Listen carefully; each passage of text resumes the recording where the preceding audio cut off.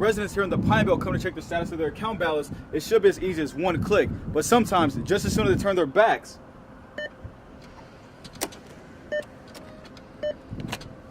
their money could be gone. We are right here at the Crestpoint Village Apartments where 3 men robbed the UPS truck and shot the driver, and then once the driver was shot, he fled over to the Cedarburg Street where he cried out for help and then collapsed. With the passing of the Church Protection Bill in Mississippi, authorized residents in the Pine Belt would not be able to take their concealed weapons into the church.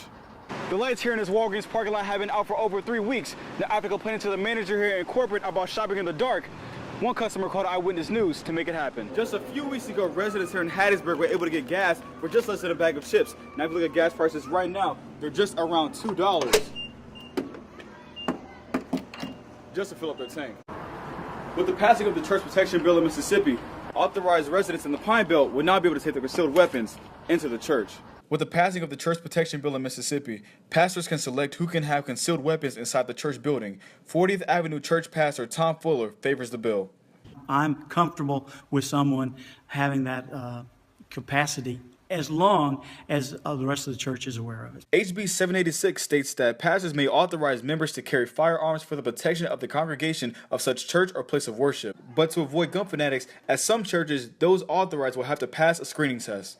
If you have a lot of cowboys carrying weapons around, you're going to get in trouble because they're going to do something dumb. Dave McDonald agrees. I would want armed people in the congregation who are level-headed, who think through what they do and have enough restraint that they can assess the situation very carefully and respond only if necessary. Pastor Scott Hanbury sees no issue with the passing of the bill allowing weapons into his church. I think our people value safety, and there is a sense of fear in this climate. That climate of fear reached new heights with the shooting of unarmed church members in South Carolina last June. Perpetrators, threats if you want to call them that, we're pretty sure they would not meet armed resistance. This church's pastor would experience a burglary that would change his stance on the issue. When we had our break-in here at the church, it deeply saddened me and a lot of our church members that, somebody would see this as a target. Despite the break-in, Lawrence isn't 100% behind the law. It makes me sad that it's become necessary or that it's come to this point. Some Pine Belt members see this as another blessing. McDonald's hopes to avoid the violence. If we don't learn from those things, then we are destined to just continue them. For Hub City TV, I'm Julius Kizzy. One, two, three, champions! Coach Strader is a unique breed of prep coach. Since 2012, he leads Sacred Heart with only 9 wins in 3 seasons, but the on-field success is not what sets him apart. I don't see it as much as they do, so it's hard for them not to, notice it. But it's just Coach Strader. That's who I am. That's just the way I've always done it. Take it or leave it. That's just the way I am. Boom, right there. To someone that sees a coach with no legs, they may be surprised. His players are not. He's just another coach. You don't even think about it. It doesn't hold him back at all. From 18 years old to his first day at Sacred Heart, Coach Strader has never changed. I walked out the very first day. I walked out in my shorts, and that's who I. It's part of me. It's who I am. I don't try to make a big deal about it. I don't try to use it as an excuse or anything like that.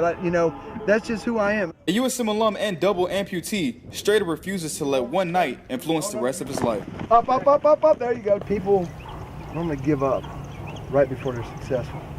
Okay? If they just would take that extra step, 1 more, 2 more, 3 more steps, they're going to be successful. Defensive coordinator Drew Deweese knows firsthand of Strader's impact on his team. If he wasn't a double amputee, they'd love him the same for his attitude and his love to them. I think that's what we all want, and that's what Coach Strader wants, is to develop men, that regardless of your circumstances. Through drive and perseverance, Coach Strader stands out in prep ranks. For Hub City TV, I'm Julius Kizzy. As you go about your days, as everybody go to class, just think about the fact that you're able to go to class on a campus where you feel protected. Before there was action, students set down their books, gathering around the fountain. I just feel like, we understand what it feels like to be a minority on a campus that wasn't created for you.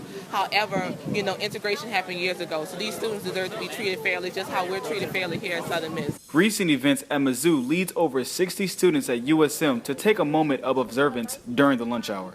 It's a way to show solidarity, but without having any sort of negative effect on your own lives and your own growth into a successful adult.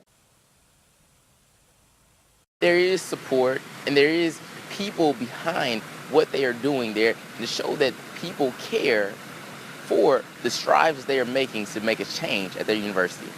According to Niche Social, Southern Miss enrolls around 31% African American students, most of whom come out to voice their opinions on the situation after responding to a flyer on social media sites such as Facebook and Instagram. The circle was about love. It wasn't about hate. It wasn't about exclusion. It was about inclusion. 850 miles away from Missouri, students here felt the need to get their message across in any way they could. It almost made me tear up, man. You know, you put stuff on Instagram and you just hope that, you know, somebody actually shows up instead of just posting and going about their day. These students hope their outcry of support will not go in vain. For Hub City TV, I'm Julius Kizzy. The search for the 21st Southern Miss head coach has ended. I'm really fascinated by the guys that we have coming in right now at Southern Miss because, you know, I know there's something to a lot of these guys because they've made a commitment to go from that to where they are right now as Conference USA West champs. Former Alcorn State head coach Jay Hobson returns to Southern Miss after spending 4 years in Lorman. Hobson brings a bevy of experience from Michigan to Ole Miss. He also spent 5 years under legendary USM head coach Jeff Bauer. We got not only a great coach, but I think we also got some stability. It took athletic director Bill McGillis just 6 days to find his guy after Todd Monken went to coach the Tampa Bay Buccaneers on January 24th. This was a position I couldn't pass up. This has probably been the most difficult decision I've had to make in my career. For Hobson, a dream come true. For McGillis, it was quick and easy. We shook hands. I said, "Here's the deal." He said, "Great." Coach Hobson will make $500,000 annually, $200,000 less than Monken. After Monken's untimely departure on January 24th, McGillis made sure Hobson will have to pay if he skips town. Basically, if he leaves any time before our last football season starts, so 2 months after the end of his third football season, so we're going to capture that window. You know, he would be obligated to pay the University of Southern Mississippi $2 million. If all else fails, at least fans have one proven candidate. I probably would have if they'd asked me. But You would have come back? I probably would have. I mean, it's my university. And I want to see the football program get on more stable ground. For Hub City TV, I'm Julius Kizzy.